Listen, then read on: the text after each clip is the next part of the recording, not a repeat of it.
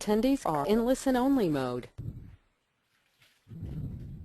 Good afternoon, everyone. I, Pururaj, on behalf of NEN and Vadhwani Foundation, would like to welcome you all for this webinar and also introduce our expert, Professor Radha Iyer from KJ Somaiya Institute of Management Studies and Research, Pune.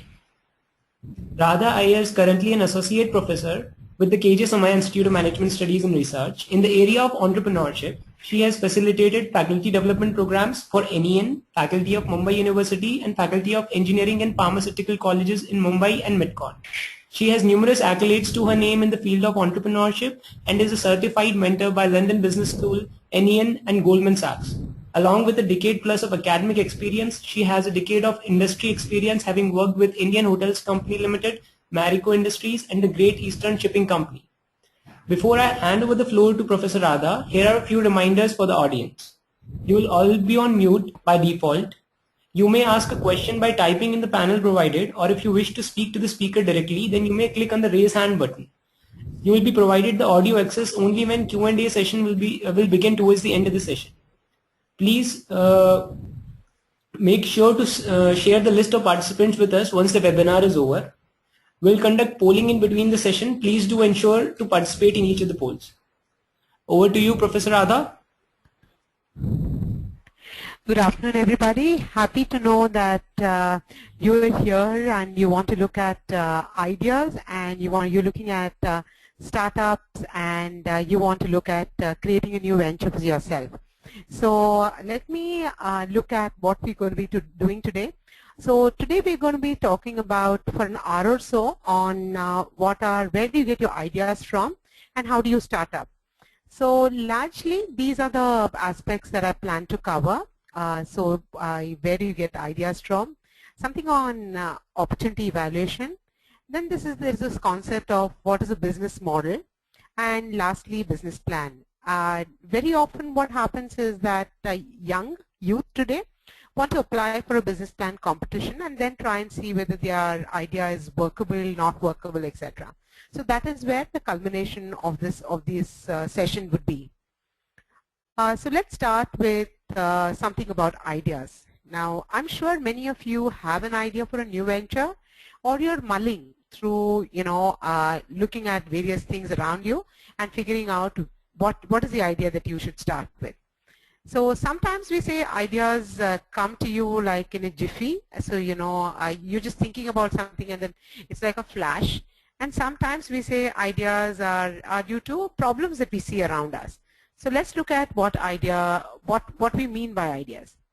So I'm going to be talking to you about where do people get ideas from and how to generate new ideas.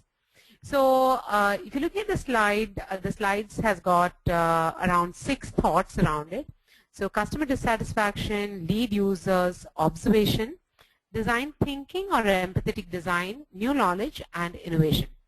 So what do we mean by customer dissatisfaction? See, very often what happens is that many of you have filled in market research surveys and complaint and feedback for products and services that are already there in the market.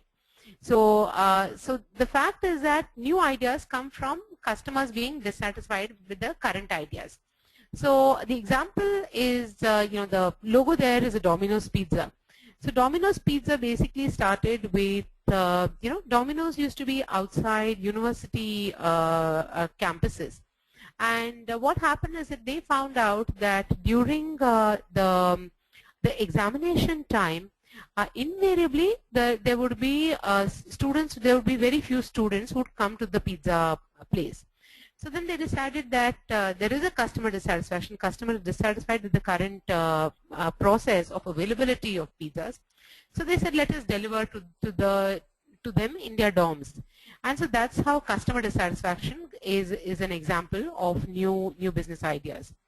The other example that I can quote here is Barbie dolls. I'm sure all of us, if we are girls, then we would have had some Barbie doll, some doll that we played with.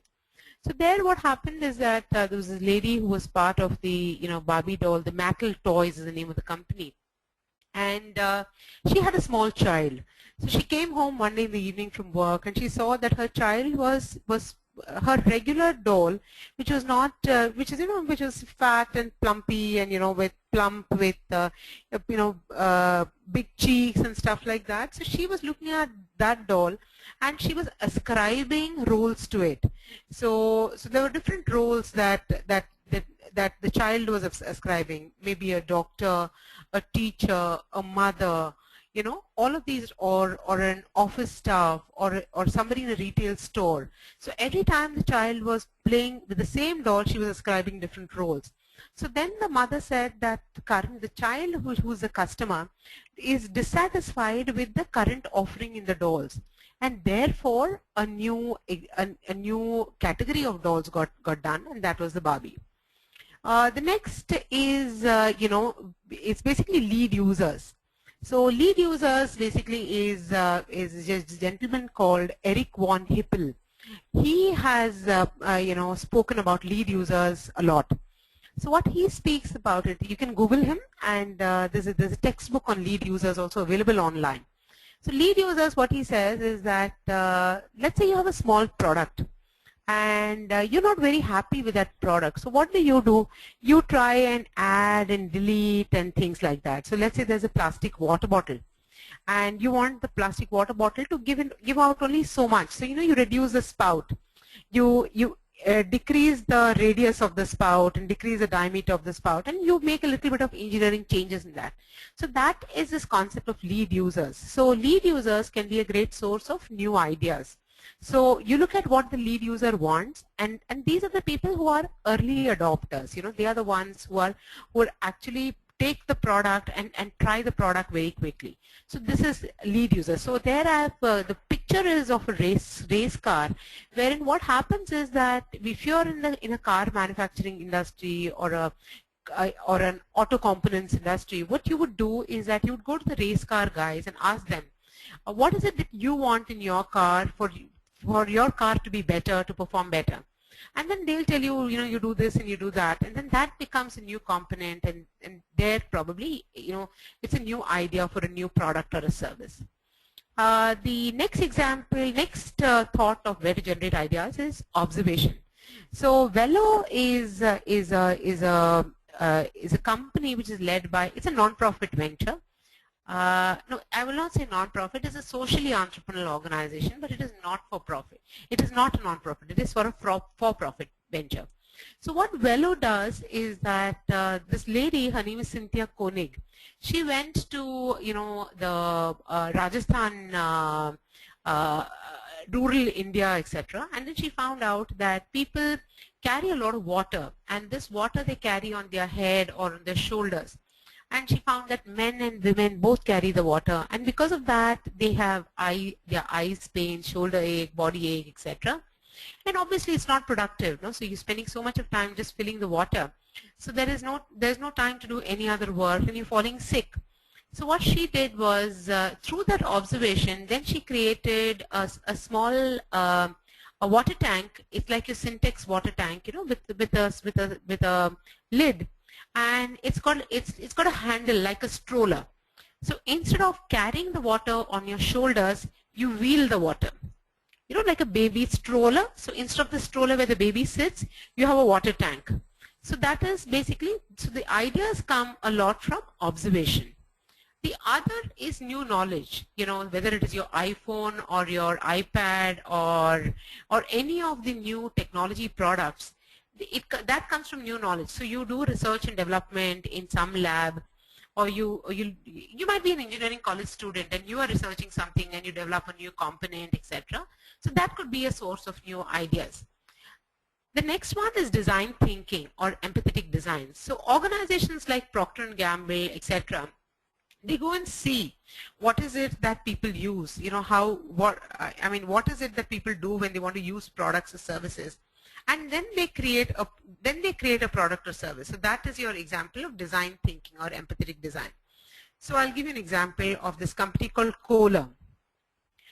It's spelled K-O-H-L-E-R. So Kohler, basically what they did was, during the 9/11 World Trade Center attacks, so there were these two, the Twin Towers fell, right? So there were all these people from Kohler who said that let us do something for to help. But what is it that can I help? So what they did was they actually went to the ground zero in New York, and then they looked at what's happening around them. So design thinking is about observation. It works on this concept of ethnography and sociology. Okay, so you go and study how people live and then create a product. So what these guys did is that when they went there, they saw that there are a lot of these workers, rescue workers. They are digging up rubble, they are dirty, they are filthy, all of that. So what they did was they said, we understand water, we understand, toiletries and toilet fittings. So they just picked up an old truck and they created shower stalls in those trucks. Okay, and with a grab bar, so that they said that these people are continuously working. They need somewhere to sit, to just rest for those couple of minutes when they're having a shower. So they added an inlet pipe and outlet pipe, and that's how they created showers in a mobile truck. And then later on, that became a product of theirs, and then it was sold to various organizations which are on construction sites, etc. So that came from design thinking. They went and saw what is it that people need, and then created a product. Lastly is innovation. So you look at regular traditional businesses. So there is an existing business, but you change that, you innovate that business, and therefore have a new business. So whether it is Flipkart or an Amazon or any of these businesses which are brick and mortar, and then how you create that. So basically, so it is not small changes, you make a lot of change. So in India, you have this Goli Vada Pav, which is run by this person called Venkat. So he has also innovated. So there was a regular Vada Pav, but then I'm from Bombay, so I talk about Vada Pav, which is a burger with with the potato filling inside it. So those are your examples of how you can look at traditional businesses and create new businesses. For example, Amazon. Everybody was reading books, right? And everybody was buying books from a bookstore. So you went to a Borders, or you went to all of those Barnes and Noble, and you bought books in the US. But what happened is he changed that. He said, let us do it online. Similarly, in India, you basically had R. Shriram of Crossword. Earlier we would buy books from stores, small stores, where regular textbooks are also available. But what R. Shriram of Crossword did, he provided the ambience, he provided the service, etc., and that's how he innovated. Okay, so let's move to the next slide.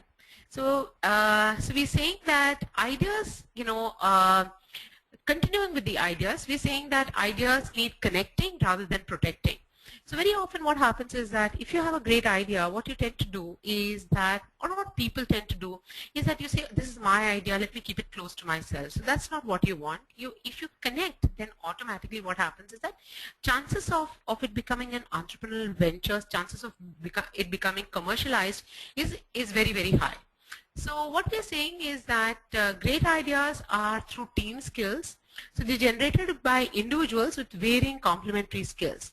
So some of us are, if we're good at everything, then we are God, right? But that's not how it works, right? Each one of us has certain skills, certain strengths. So you look at what is it that you have and what is it that your teammate has, and therefore there's varying complementary skills, and therefore great ideas come in. Very often what we're saying is that ideas can have a long incubation period. So what we're saying is it's about the computer. So the computer, the gentleman who started the computer, I can't recall the name of the person, when he started looking at how to look at making a computer, he spent a long time, doing that. So sometimes you think of an idea and maybe much later it actually becomes a venture. And very often what we're saying is that it starts building with where a problem arises and it develops with the passage of time. Okay? Yeah, there was a little bit of a audio problem, so I hope it's okay now. And what we're saying is that unless you know what you want to be doing, or you're working in that space, or there's some domain experience, then your idea will, that eureka moment comes very, very quickly. So what we're saying is chance favors the connected mind. So you should be aware, you should have enough of knowledge about the things going around you, and then probably, sometimes, it will just come as a jiffy and when you say that, oh, this is my new idea for business. Okay? So now what we're saying is when you have an idea, you have to test it, and you basically you do a pilot test, or you test it with friends and relatives, and maybe the first round of your customers. So what we're saying is that you have to get end user reaction. Just saying that my idea is very great without piloting or prototyping your product doesn't give you any success at all. So what we're saying is that if you ask your customer, what do I do with this idea, or why don't you try this product? So I would have a student whose mom used to make this masala milk mixes.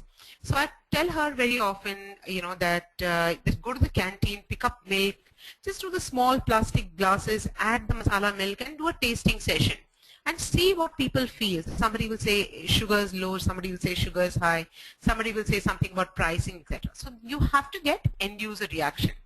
So if you get your end user reaction, what happens is that it helps you make the correct investment decisions and reduce product failure. So you're not making a mistake, right? You're trying with, on a small scale, so you don't make too many errors. And automatically your product offering becomes better. So if I were to look at Velo, what happened is that the Velo water tank with the handles which you can roll, which I spoke to you sometime earlier. So their product offering earlier had a very wide mouth, okay, to pour in the water. So now they're looking at, a little different model where the mouth capacity varies. Then they're saying that we need to have some kind of a fitment so that, if you take it very high on steeps, on slopes, etc., we need to do something around that. So what we're saying is that that's how you improve product offering, generate rough price sales volume, demand curves for new product offering. So what we're saying is you should ideally know that, at what price a person is willing to buy a product that you make. Is it 100 rupees, it's 200 rupees, if competition is 200 rupees, how much is it that they will, your customer will buy it for? Also what we are saying is that you are looking at getting information between existing product with your product. So, competitor's product and your product. So what is the difference? It's important to understand the difference because that will be your value proposition. You will sell based on that. Okay, so now there are different, you could have two kinds of products, right? You could have a B2B product where you're actually selling to a business. So then what happens is that you have to interview decision influencers. So let me take an example of a B2B product. So I'm, let's say, an automotive component dealer. So I have to go to the car manufacturers and look at the R&D head in car manufacturing, or the marketing sales head, or the operations, or the service head, and ask him or her, what is it that you think, right, about this product. So if it is a business-to-business product, you need to interview the decision influencers. For others, for B2C products, for business to consumer products, you might have a beta site, prototypes at exhibitions. So typically, you'll have your fairs and exhibitions, so you put up your product or service there and try and see how it works. Okay, so largely what we're trying to say is that through this process, you actually mimic the real product. You may not have the real product exactly per se. Okay, it might be what you want to make it is probably in steel and this is in a different metal, or you made it in steel and you want to make it in plastic.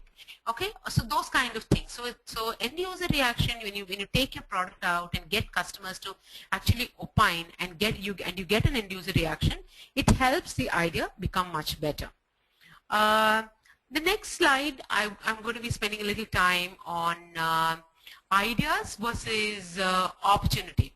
So what we're saying is that idea is a thought or a suggestion as to a possible course of action, and opportunity basically is a need, want, problem or challenge that might be satisfied by an entrepreneurial venture.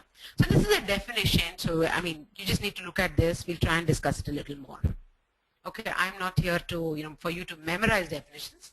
So what you should know is that sometimes You know, an idea comes first, or sometimes is it an opportunity which comes first? So there are two kinds of entrepreneurship, as it's called. One is a product or service driven entrepreneurship, which is basically the idea comes first, then you attempt to fill an opportunity. So the example is this gentleman called Hitesh Bhatia. He runs this noodle, earlier it used to be called Noodle Town, and now it's called Noodle Place, I think. They're based out of Carter Road in Bombay, in Bandra. So, so what they did was, what Hitesh did was, he is very passionate about food. So he would make these n number of recipes with noodles, and simple noodles, and he would make. So what he did was he Indianized the whole thing. So he had chicken tikka noodles, he had paneer shahi noodles and things like that.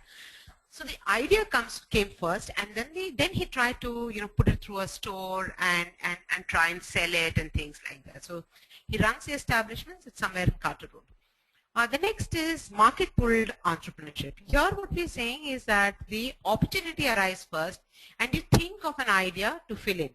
So the fact is that you look at, you say that there is an opportunity, and then you create an idea. So many times you think that people will buy some product, or there is a need for some product, or there is a need for a service, you know, which is to do with, let's say food.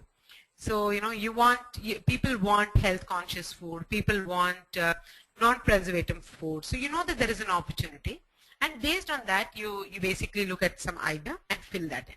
Okay, so you could have either ways. You could start entrepreneurship in either ways.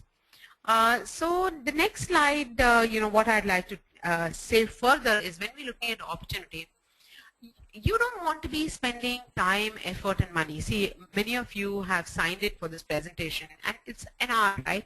And if you're probably doing something else, it would have been better for you. So you're spending your time and effort listening to somebody talking about entrepreneurship. Like that, you don't want to make an error, right? You don't want to buy so the example analogy is that you buy a car, okay? And then after that you probably don't want that model, right? So what do you tend to do? You tend to take a trial. You go to those 3-4 car distributor showrooms, and then you say, this is kind of my budget, and so you take the car for a test drive. Like that, even for opportunity, we say that you should evaluate your opportunity by taking it for a test drive. So we're saying that you look at, so what do you do? How do you evaluate an opportunity? It's all, I mean, it's not jargon, okay? It's very easy for you to do. If you're really keen on entrepreneurship, you will do all of this. So do you know who's your target market and the industry in which you will compete? So, you know, who's your target market? Who are your customers? In which industry are you going to compete in? So if you're looking at food, are you competing in the fast food industry, in the quick service restaurant industry, or are you competing in the fine dine space, which is, or if you're looking at mobile apps or online e-commerce websites? So, you know, so I know somebody who runs an online e-commerce store which only sells imported food products.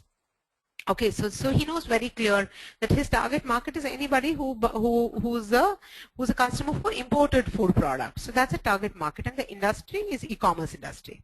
Who are your competitors? Okay, you should know who your competitors are, and there could be n number of substitutes. So it does not mean that you know, you can have competitors, you can have substitutes in different places. So, for example, the water example that I gave you, the substitute could be a well, the substitute could be bore wells, the substitute could be dams. Okay, the substitute could be that somebody else has put up a large, what do you call that, water tank in the middle of the village. Okay, so that could be a substitute. So there could be many substitutes. There could be a substitute, could be an auto which services rural areas with a auto rickshaw, you know, it services rural areas with a water tank on top. So there could be various other substitutes. The next is water could be, rains could be a substitute, rivers could be a substitute. So what you need to understand is how different is, who are your competitors, and are there any substitutes. Later on we look at how different is your idea compared to others. What is it that you bring in, you know, different from your idea? Are you better, smarter, faster, quicker, more beautiful? So that kind of thing. Now, so that's the next point. It goes further. Which we are saying is that, is your product service faster? Does it have better performance than the existing ones? So ideally, you should have, when you're doing this, you should have a small table which says that existing competitors provide A, B, C, D parameters. I provide all the A, B, C, D. I mean, so the strengths and weaknesses of your competitors is something that you want to look at, and then you portray that you are much better than the others. So the next is that, what is the price? How should you price your product? Sometimes you price your product very high, and that may not be economical, and that may not be economical enough for customers to pay for it. Okay, you might say that, this is my price, the cost of making this product is so much rupees, but customer may not be wanting to pay that kind of money. So you should be sure, what is the amount that the customer is willing to pay, and what is the return on investment. So how much money, what is the return on investment? So sometimes what happens is that your capital expenses may be high. So entrepreneurship is all about limited resources. You don't have too much money, right, as an entrepreneur. So so it's about limited resources. So you can't have too much of capex, capital expenditure. So you need to look at how quickly can you break even. How quickly can you get your customers to pay you. Is your working capital management good? So if you send a product out today into the market, whether you'll get back your money in 10 days, 15 days, or will a person pay the money to you first and then pick up the product? All of that comes into play. So you should understand what is the return on investment. So all these elements help you decide whether your idea or whether your entrepreneurial venture is an opportunity, and should you spend time, effort, and money on this. So this is something that you do before you actually get into, creating your product or service. The next thing that we're looking at is what is a business model. So when we're looking at business model, what we mean is that largely from an investor community perspective, business model is all about where does the money come from, what are the revenues. In typical Hindi, paise kahan se aata hai. So you want to know something about the revenues, the products, what are the costs, how are we going to distribute the product, what is the management, who are going to be your customers, etc. We have a model which I'll help spend some time on to discuss this. So you have to understand this in the beginning itself. Okay? Yeah. Let's move to the next slide. So what is the business model? See, all of this is jargon. When our parents or our elders or friends who did extremely well, probably they did not do it in the scientific way. They did not look at idea, opportunity, business model, business plan, etc. But somewhere in their thinking, they had all of this. So in their back of their minds, they must have been thinking of all of this. They may not say it per se, but this is the thought which would have gone behind. So here what we're saying is that this is, so when you're talking about, there's this gentleman called Hammermash who's with, Harvard Business School. So he's spoken about business plan, which is on the right-hand side. So what we're saying is, understanding the business model helps the entrepreneur to ascertain the weak links in his business before putting resources in the idea. So your time, effort, and money is your resource. So you have to figure out what are the weak links, okay? And based on that, you decide whether to put in money or not. So the business model, the right-hand side he speaks about is that he says, what are revenue sources? Where are you going to get your money? So the point is, you should know that your money, there's this Guy Kawasaki video which speaks about this very beautifully. He says, it is my money in your pocket. So he says the customer is standing there and she has the money in her pocket. So it is my money in your pocket. So the fact is that you have to get the money out from the customer. So where is your money going to come from? Are you looking at advertising as a revenue source? Are you looking at only customer payment? Are you looking at maybe 2 or 3 people paying? So for example, eBay. The portal, right, called eBay. So eBay, what he did was, Pierre Omidyar is the name. Omidyar is the name. So who was a founder. What he did was, he said that I will get revenue streams from 2 areas. When you list your product, when you list the product for sale, then there is some small money, small commission. And then when the product gets sold, then there's a small commission. So there is a revenue source from 2 different places. Next is, what are the cost drivers? So which is the maximum cost for you? So sometimes what happens is that some costs you have to spend. You have to spend some money on something. So which are those biggest costs? So you should know that. The next is the investment size. How much money do you need to put in to start up this venture? Is it 10,000 rupees, a lakh of rupees, or is it 50 lakhs? So you should know what should be the investment size. Lastly, he speaks about, critical success factors. Wherein, when you want to start a business, what is it that is most critical for you? So for example, if you are starting a retail store, the critical success factor for a retail store is location. Unless people see your store, they will not come and walk in, right?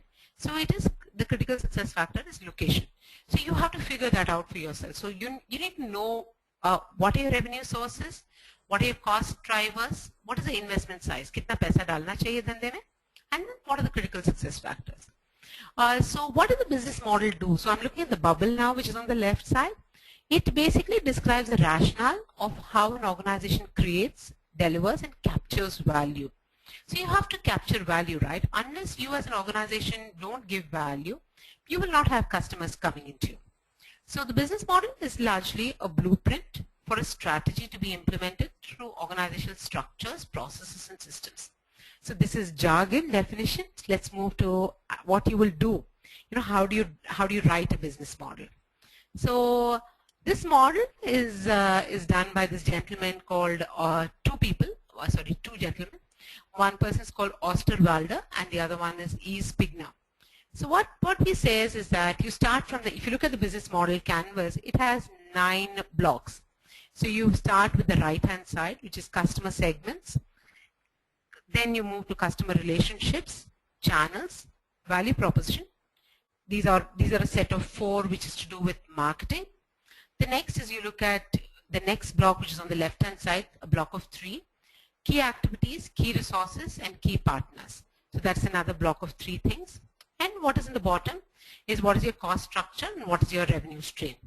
So let's look at the first block, which is on the right hand side, your right hand side, which is the customer segment. So we want to know who is the customer segment, who will buy your product. So is it a local, is your product for local market? Is it for a national market? Is it for an international market? And in this also, who is it who's buying? Is it mothers who are buying it? Are these the young who are buying it? Are these senior citizens who are buying it? So based on that, you have to have clarity on who's going to buy the product. Now sometimes, if you have a product which is for a child, what may happen is that the customer, the one who gives you the money is who's a customer. So you have to look at the parent who's going to give you the money. He is your customer, and also the child, because the child is the one who's going to make the decision of buying. So as a customer segment, you should know whom you're creating value for. Okay, so it's important. So let me take an example. Customer segment. Okay, let's move. So next thing what we're saying is what is your value proposition. So what value do we deliver to the customer? So what is it that you deliver to the customer? Are you faster? Are you quicker? Are you better in performance? Do you have a brand? Okay, or is it something is there a cost reduction? So if you come to my organization, my new entrepreneurial venture, then your costs will get cut down. So that's what is your value proposition. So low-cost airlines, Deccan Air, Ryanair, Southwest Airlines, all of these worked on the value proposition of low-cost airlines. Similarly, another example is hotels. So Ginger, which is basically a Taj group of hotels, it is basically value proposition is low cost. So it's not upmarket, it's not very, very expensive. It is for people, executives who travel, business class. So that's your value proposition. So you need to look at what is it that you bring in different. So that's your value proposition. Let's look at customer relationships. So I'm sure all of us have bank accounts and we're all part of the financial inclusion in India. So what happens is that when you go to a bank, sometimes you're considered, if you have a balance of X amount and above, so it could be whether it is in the savings account, 2 lakhs, 3 lakhs, 5 lakhs, or something like that. Then you have a dedicated person who looks after you. So he'll come and say, good morning, ma'am, good evening, ma'am, hello, ma'am, those kind of things. So that is a personal relationship in customer relationship. The other is automated. You come to an e-commerce website, you just click a button, you buy your product and go away. So that is more to do with self-automated, or it's like a kiosk. You know, you just go pick up. So you have these stores which are kiosks, no? Vending machines. You put in you put in your coin and a Diet Coke or a Pepsi can comes out. So that is when it is automated. So what is the customer relationship that you will have for your product or service? It's important for you to know that, because that will help determine your costs. Okay. So if you're going to have personalized service, automatically your administrative costs will go up. Okay, so you need to understand customer relationship. Next is channel. When you're talking about channel, we are looking at how do you send this product or service that you have made to the customer. Are you going to have your own portal? Okay, so how are you going to reach the different customer segments? So that's what the channel is. Are you going to have a portal? Are you going to sell through your own portal, or are you going to sell through a Snapdeal and other portals also? So that is your distribution channel. Are you going to have CNF, carrying forwarding agents? Are you going to go like the Tupperware or the Amway kind of model, where you have what it's called, I think, a multi-layer marketing or something? I can't recall the name, but like Tupperware or Amway, are you going to be using that kind of a channel? So how are you going to sell? Or are you going to have employees who are going to be selling for you? So you need to have clarity on this. See, it's easy if you've been working somewhere, you're able to understand it. But as young entrepreneurs, you have no clue, right? So you need to put this down on paper. The next is key activities. So, what is it that you're going to do which will add to your value propositions? Okay, what are the activities that you will do? So what will you do for marketing? What will you do for sales? What will you do for operations? So, are you going to buy a property? Are you going to lease a property? What kind of legal, frameworks do you need? Do you need to register your organization? You need to hire, so normally what happens, entrepreneurs will hire freelancers, right? So you don't have too much money as an entrepreneur. So you look at somebody who will come in for a part-time role, etc. So all of those will be your key activities. So what is it that you're going to be doing and by when? So you should know that. So that will help you determine when will you break even. So if your key activities itself take a couple of months, then you probably start your entrepreneurial venture only 2 months down the line, right? So some amount of planning is required. So some of them will be simultaneous activity. You do this also. You probably are marketing, selling, as well as you're putting your product in an exhibition, and you're also having HR interviews. So some of them can be simultaneous. Okay, so that's your example of key. What is it that you want to do? You're looking at key activities. Key resources, what are the key resources do you need? Do you need intellectual capital? Do you need knowledge? Sometimes maybe as an entrepreneur you have a great idea, but you don't know how to do it. So, I have a lot of students who come and tell me that I want to start something in the nature, food, that kind of space. But they don't have a nutritionist as a team member, or they don't have a dietitian as a team member. So those are your key resources. So what kind of people that you need? What kind of physical assets? Do you need anything which is physical assets for you to start up? The last part on the left-hand side is key partners. Now this is important. If you are able to look at partners for your business, for your venture, life becomes quite easy. In the sense, when you look at partnership, what happens is that, whatever you make, whatever your profits, you will have to split. But the point what you need to realize is that you grow and the partner also grows.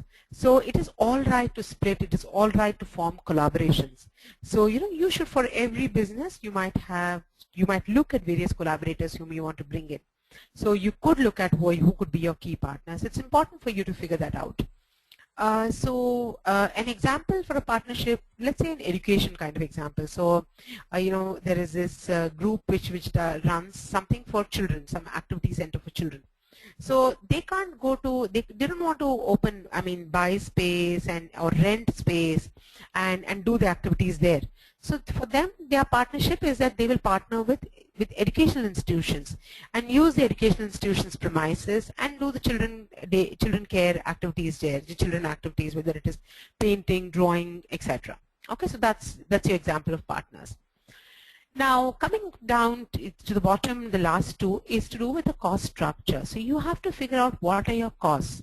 Sometimes you may find that some costs are something that you don't look at all. You've forgotten to add that cost. So you need to have your cost sheet. You need to understand what is your fixed cost, what are your variable costs, what are your semi-variable costs, so and what are your operating expenses. Whether, if, for example, if you're in a retail store and you put up a store, you will need those two people, right, 24/7 to stand there, and that is your operating expenses, which is a fixed operating expense. Whether you like it or no, you have to pay those 1 or 2 staff members. So that's a fixed operating expense. So in your cost structure, you should have your cost structure in place, and you can look at it for 100 volume of products, 200 volume of products, 300 volume of products. Automatically, based on volume, maybe the cost structure changes. So ideally, we should look at a 3-year framework of 3-year forecasting or 3-year projections for your costs. So you need to understand what will be the cost like for the next 3 years. Lastly, we want to know where is the revenue coming from. Okay, so you should know where is the money going to come from. So an example here is that, let's say you're a device company. So Gillette razors, I think many of us would be using that, the men and the women. So you have this Gillette razors, right? So the cartridge, the cartridge for the razor is more expensive than that stick per se.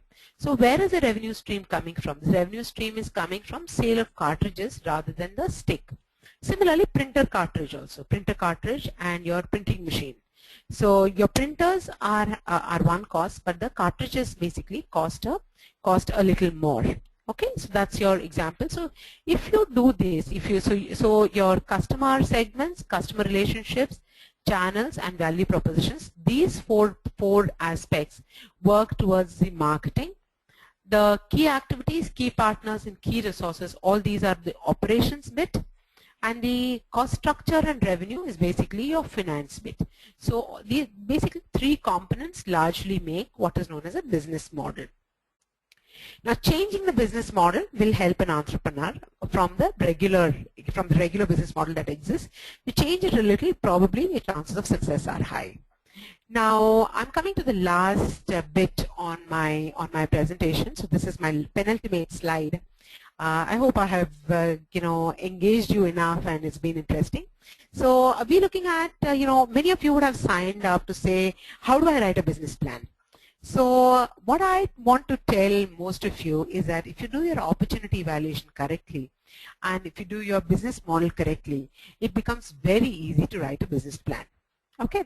So the topics that are mentioned typically in a business plan is executive summary, something about market and industry, vision, mission, value proposition, competitive scenario, sales and marketing, and teams, finance, capital, and risks. Okay, so I've just read out everything that's on the slide.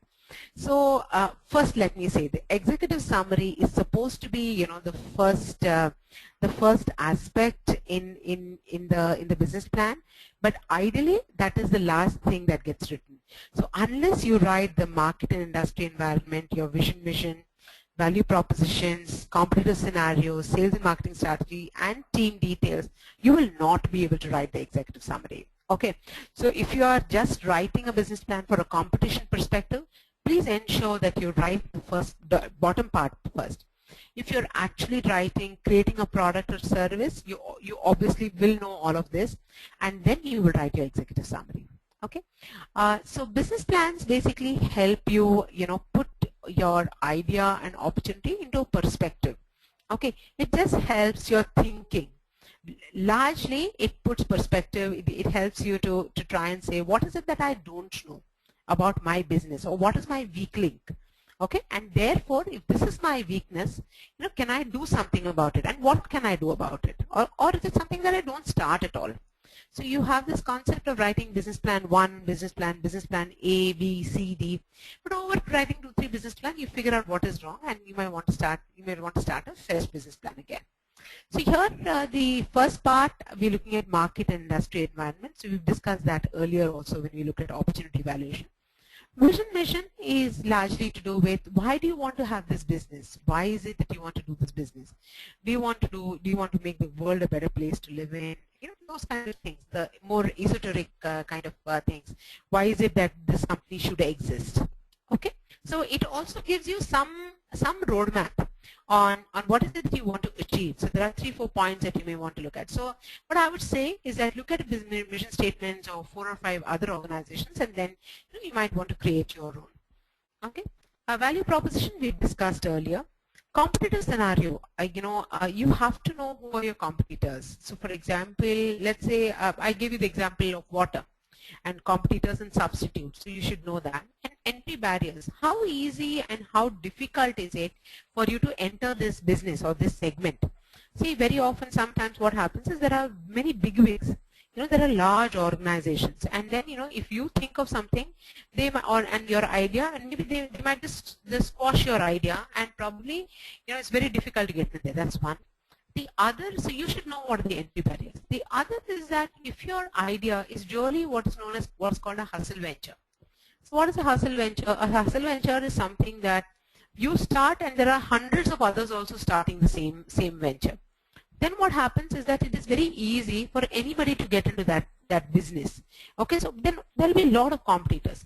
So you should know what is the entry barrier. Is it easy or is it difficult to enter this industry? And then when we spoke about your channel and your distribution, etc., in the previous one, we're looking at sales and marketing strategies. So how are you going to market and how are you going to sell? Normally, as an entrepreneur, what would happen is that you have no money. Okay, because you're actually just creating the product and trying to sell it. You have very little funds, okay, to spend on all these things. So you have to look at ways and means of economically marketing your product. Okay, so what's your marketing strategy around that? The last point has to do with the team, the finance, capital, and risks. So earlier also I spoke about the fact that sometimes ideas, you speak about your ideas, so you don't protect your idea. So and then you might have complementary people in your team who have different skills and different attributes, and they bring that to the idea, to the venture. So you need to know who your team members and whom do you need in your team. Okay, so maybe some skills you don't have, so you go and find somebody who will be part of your team member. You can also have them as an advisory board member. The next is finance. You want to know where you want to get your money from, and how are you going to put some money yourself? So you are expected to bootstrap, so you are expected to put some money yourself. And then what are your needs? A business plan is also written very often from a perspective that you're going to get an investor, right?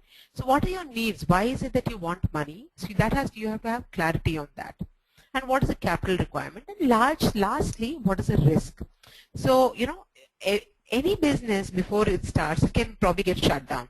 So what are the risks in this business? So for example, this, Velo water, the risk could have been just that the villagers don't adapt at all. The villagers don't buy the product at all. So that could be a huge risk. Okay, so what are the risks? So sometimes you might say that, if you're a food kind of company you are, maybe taste is a risk. So unless you get the recipes right, unless you have a chef in place, then the chef runs away, then there's a huge risk. Okay, so if you're looking at cost reduction, you're only in the business because you're reducing costs. So then if you're looking at that, then the risks become, you need to figure out that if this product becomes high, very, very expensive, then automatically there might be a risk. Okay, so you should know what are the risks. Sometimes what happens is that you are looking at collaborators, you are looking at key partnerships or collaborators. So what you need to understand is that if that collaborator or that partner goes away, that's a big risk, right?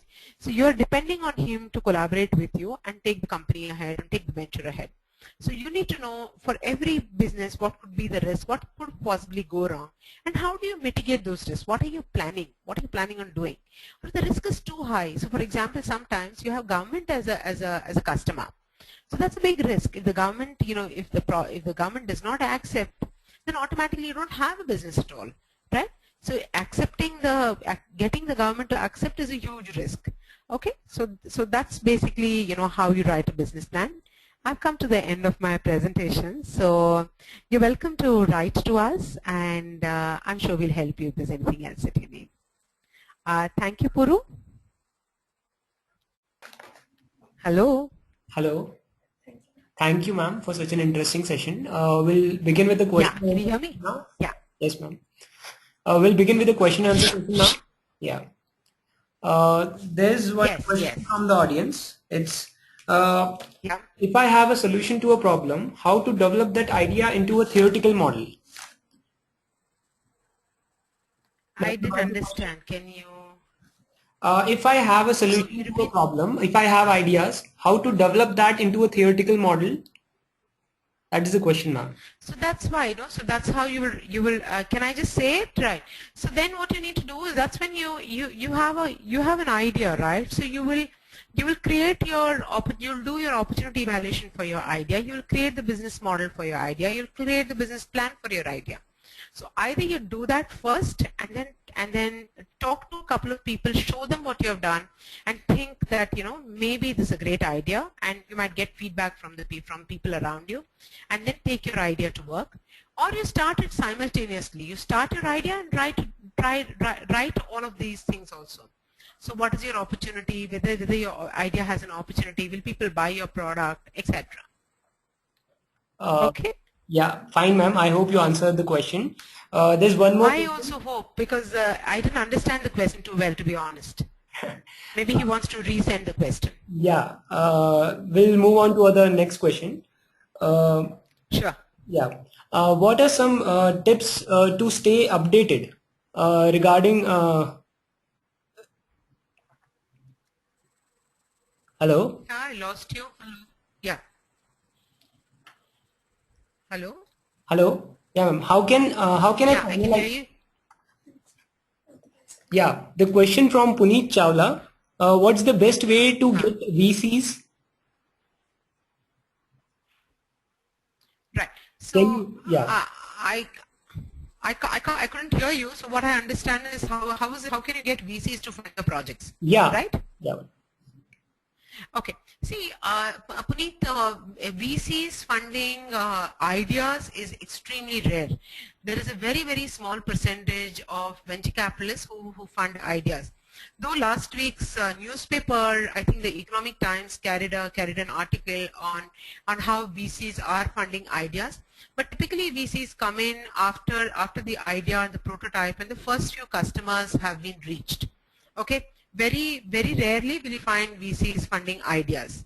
Okay, so the assumption, what I'd like to say here is that if you think the idea is very great, then you should put in a little money to grow the idea, and have some learning around whether that idea is good, bad, or ugly, and then after that go and approach for funds.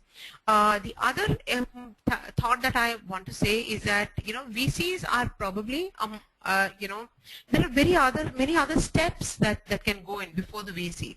You can look at a business incubator, you can look at business accelerators, you can look at various other people, angel investors, before you actually look at going to get funding from VCs. Okay, I hope that answers your question. Yeah, thank you, ma'am. I would like to remind our attendees that if you wish to speak to the speaker directly, then you can click on the raise hand button there. We'll be moving on with the questions. Shruchi Jain asked, should end user reaction be considered before setting up our VC? Before? Ma'am, I'll repeat the question. Should end user reaction be considered before setting up our VC? I don't understand. Setting up our VC means, see, end user reaction very simply means you have a product. Let's say I'm going to open a small store selling stationery products. So I should actually put up a stationery store in a kiosk, in my office, in my college, in my institute, in my housing society, and try and see what is it that people want, what is it that people like, and based on that, so that is my end user product reaction. Okay, and then automatically then you start off, right? So that's the way you start your organization. So end user reaction helps you determine price. Sometimes you might find, so I had this student of mine who would sell dupattas and would also sell saris and blouses. So these blouses she would find, and she would price them 750 rupees, 1000 rupees. So she found out that when she came here to the institute to sell, okay, she was part of the student only, student community. And what she did was she found out that saris don't sell. Anything more than 2000 rupees, 1000 rupees doesn't sell. But low value and good design sells. So she priced her products and she bought products in the second exhibition which was in the 200 to 600 rupees range. So end user reaction helps you in that concept. So you know that this customer target, this is what is the price willingness that they are willing to pay. Okay, so before you go to a VC, yes, you will certainly prototype. So automatically you will look at end user products, end user reaction, sorry. I hope that answers your question. Yeah, yeah, ma'am. There's one more question from Mr. Parag.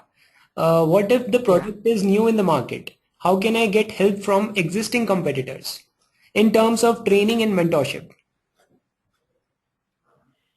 So if you're, see, there are two things to be very new. Okay, sometimes entrepreneurs think that they are very new and therefore they might be a big success. But the caution that you need to go there is that if you're very new, why is it that somebody did not do that, and what are the reasons why they did not do that? Okay, so how will you get competitors to buy in? Yeah, so you have this concept of co-opting. So so if the competitor believes that your product is going to help him and it's a win-win, so strategically he is willing to help you, then it may make sense. Otherwise he will not. So competitor mentoring, that is a little difficult. So ideally you would need to get mentors from different people, different aspects of the industry who will bring in who will help you better your product. Thank you so much, ma'am.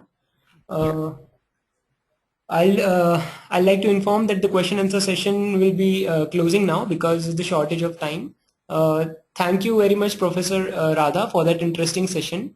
Thank you all our attendees for participating in the webinar. We are glad that the questions kept coming, but since due to the shortage of time, we'll not be taking any more questions. You can write. Okay, thank you very much. Yeah, you can write us the questions and we'll try to answer them to you later. Please do send us your feedback and suggestions at the email ID adyasha@nenglobal.org. Also, if you found the session interesting, feel free to blog or post about it. The recorded version of the webinar will be available on our YouTube channel by the end of this week. We'll share the details on our next webinar through mail. Please send the list of the participants to us at adyasha@nenglobal.org, adyasha@nenglobal.org. Please make sure to send the list. It really helps us out with the feedback. Thank you once again, Professor Radha. Thank you, Parag. I hope I've made some difference to the participants. Yeah, sure, ma'am. This session was really interesting. Thank you. Good evening. Yeah, thank you. Bye.